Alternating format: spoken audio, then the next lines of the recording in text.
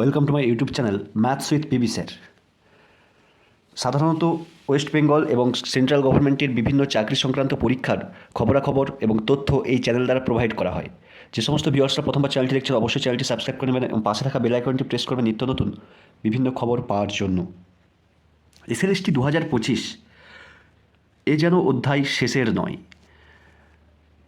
চলতেই থাকছে এবং কবে সমাপ্ত হবে সম্পূর্ণ প্রক্রিয়া তার কোনো পরিসীমা নেই। যদিও সুপ্রিম কোর্টের রায়ে 31শে আগস্টের মধ্যে 11, 12 এবং 9, 10 প্রক্রিয়া শেষ হওয়ার কথা, কিন্তু সেটা আদৌ বাস্তবায়িত হবে কি না তা কিন্তু বলা সম্ভব না। প্রথমেই বলে রাখি, গ্রুপ সি এবং গ্রুপ ডি এই পরীক্ষার অ্যাডমিট কার্ড অলরেডি গতকাল থেকেই প্রত্যেকে ডাউনলোড করতে পারছেন। প্রভিশনাল অ্যাডমিট কার্ড এটা, এবং যে সমস্ত নোটিশটা দেখতেই পারেন, তো যে সমস্ত টেন্টেড ক্যান্ডিডেটরা এই গ্রুপ সি এবং গ্রুপ ডি পোস্টের জন্য অ্যাপ্লাই করেছিলেন তাদের কিন্তু অ্যাডমিট কার্ড ইস্যু করা হয়নি, এবং তার একটা বিস্তর লিস্ট সকলে দেখতেই পারেন। বিস্তর একটা লিস্ট দিয়েছে যে এই সমস্ত ক্যান্ডিডেটরা অ্যাডমিট কার্ড পাবে না, কারণ এরা টেন্টেড ছিল 2016 প্রক্রিয়াতে। তো এই খবর গ্রুপ সি গ্রুপ ডি সংক্রান্ত সকলেই জানি। সামনেই পরীক্ষা, 1 এবং 8 তারিখে পরীক্ষা। আশা করব প্রত্যেকের পরীক্ষা ভালো হবে। তবে অনিশ্চয়তার মধ্যেই সব কিছু।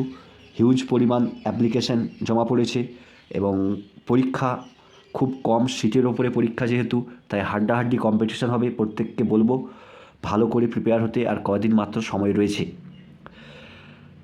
যে সমস্ত 11, 12-এর ক্যান্ডিডেটরা ফাইনাল প্যানেলে জায়গা করে নিয়েছেন তাদের যেন অপেক্ষা শেষ হচ্ছে না। বিশেষ করে মাধ্যমিক এবং উচ্চ মাধ্যমিক পরীক্ষা, এই দুটি পরীক্ষা থাকার জন্য কিন্তু আমি পূর্বেই বলেছিলাম যে এই পরীক্ষাগুলো যতক্ষণ না হচ্ছে কমপ্লিট ততক্ষণ কিন্তু কাউন্সেলিং করা সম্ভব নয়।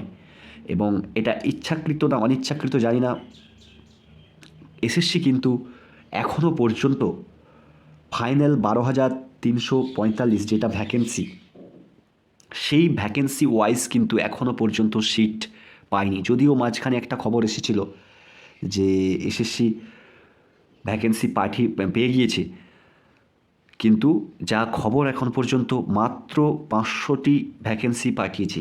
আর 500টি ভ্যাকেন্সি দিয়ে তো আর এই 12,300 তো নিয়োগ সম্ভব নয় প্রক্রিয়া। তো আশা করব কয়েকদিনের মধ্যেই সম্পূর্ণ ভ্যাকেন্সি চলে আসবে এবং তারপরে এসএসসি কিন্তু কাউন্সেলিং শুরু করবে।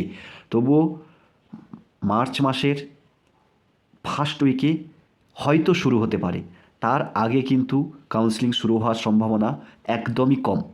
মার্চ মাসের ফার্স্ট উইক 5 তারিখ থেকে হয়তো হতে পারে, এটা প্রবাবেল, তো শিওর না। তো হয়তো 5 তারিখ থেকে কাউন্সেলিং হলেও হতে পারে 11, 12-এ। তার আগে অবশ্যই সম্পূর্ণ ভ্যাকেন্সি আসতে হবে। এটা গেল 11, 12-এর ব্যাপার। এরপরে নেক্সট 9, 10 ভেরিফিকেশান। এটা আমরা অবশ্যই বুঝতে পেরে গিয়েছি যে 11, 12-এর কাউন্সেলিং না শুরু হলে 9, 10-এর ভেরিফিকেশান কিন্তু স্টার্ট করা সম্ভব না। এবং শুধু না, কাউন্সেলিং মোটামুটি শেষের পর্যায়ে গেলে তবেই কিন্তু ভেরিফিকেশান স্টার্ট হবে। এর পিছনে কিন্তু অনেক কারণ রয়েছে। কারণ যে সমস্ত ক্যান্ডিডেটরা, বিশেষ করে আনটেন্টেড টিচাররা যারা 11, 12-এ ডাক পেয়েছেন, মানে প্যানেলে নাম এসেছে যাদের, তারা কিন্তু 9, 10-এ আশা করবে তারা আসবে না। তো সেই হিসাবে ধরে নিয়েই কিন্তু 11, 12-এর কাউন্সেলিং প্রক্রিয়াটা সমাপ্ত করেই কিন্তু 9, 10-এর দিকে অগ্রসর হওয়ার পরিকল্পনা এসএসসির।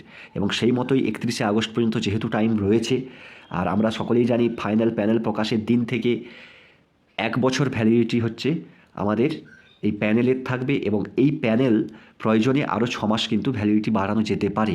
যদিও সুপ্রিম কোর্টের রায় রয়েছে যে 31শে আগস্টের মধ্যে প্রক্রিয়া সম্পন্ন করতে এসএসসি চেষ্টা করবে সম্পন্ন করতে, কিন্তু প্যানেল যেহেতু 1 বছর বৈধ এবং প্রয়োজন অনুসারে আরও 6 মাস বাড়াতে পারে, তাই সদিচ্ছা বলা যেতে পারে বা ইচ্ছাকৃত অনিচ্ছাকৃত যাই বলুন না কেন, এসএসসি কিন্তু ধীরে ধীরেই চলবে। আর সামনেই যেহেতু ভোট রয়েছে, এই জন্য কিন্তু এই ভোটের প্রভাবও পড়লেও পড়তে পারে। আগামী মে মাসের ফার্স্ট উইক পর্যন্ত 9, 10-এর ভেরিফিকেশান এবং ইন্টারভিউ শেষ হবে কি না সন্দেহ, কারণ মাঝখানে এপ্রিল মাসে ভোট রয়েছে। ওই ভোট চলাকালীন কতটা কী কাজ হবে সেটা কিন্তু সময় বলবে। সদিচ্ছা থাকলে অবশ্যই কাজ করতে পারে, কারণ যেহেতু এটা অনগোয়িং প্রসেস, তাই ভোটের ঘোষণা হওয়ার পরেও কিন্তু এই কাজ চালানো যেতে পারে। কিন্তু আমি আবার বললাম, সদিচ্ছার উপর নির্ভর করছে, যেহেতু 31 আগস্ট পর্যন্ত টাইম অলরেডি রয়েছে, তাই সমস্ত প্রক্রিয়া 9-10-এর পেছাতে পারে। দেখা যাক, আগামী কোনো আপডেট থাকলে অবশ্যই জানাবো। ততদিন পর্যন্ত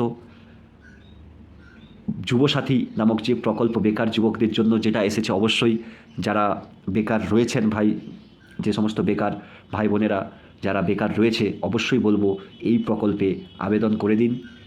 ভোট বড় বালাই, আমরা সকলেই জানি। যতদিন না আপনারা আপনাদের হকের চাকরি পাচ্ছেন, ততদিন ভাতা নেওয়ার জন্য অবশ্যই এই যুবসাথীতে আবেদন করে দিন।